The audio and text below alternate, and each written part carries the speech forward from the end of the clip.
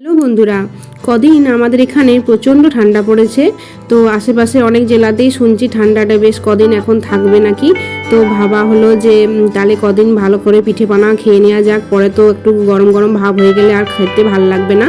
তো আজকে বানাচ্ছি চালের রুটি। তো দুপুরে বানিয়েছিলাম চিকেনটা ছিল অনেকটা। তো চালের রুটি আর চিকেন খাওয়া হবে আজ রাতের ডিনার। তো রুটিটার কোয়ালিটি খুব ভালো হয়েছিল। এই প্রথমবার আমি চালের রুটি বানালাম। তো দেখুন অতটা গোল হয়নি, কিন্তু তাহলেও রুটির কোয়ালিটি ভালো ছিল। তো আপনারা শীতে কী কী পিঠে করে খেলেন আমাকে কমেন্টে জানাবেন, এবং আমার চ্যানেলটি সাবস্ক্রাইব করে দেবেন। বন্ধুরা সাপোর্ট করবেন আমাকে, আমি যাতে আরও এগিয়ে যেতে পারি। তো ঠিক আছে, আজ এইটুকুই, টাটা।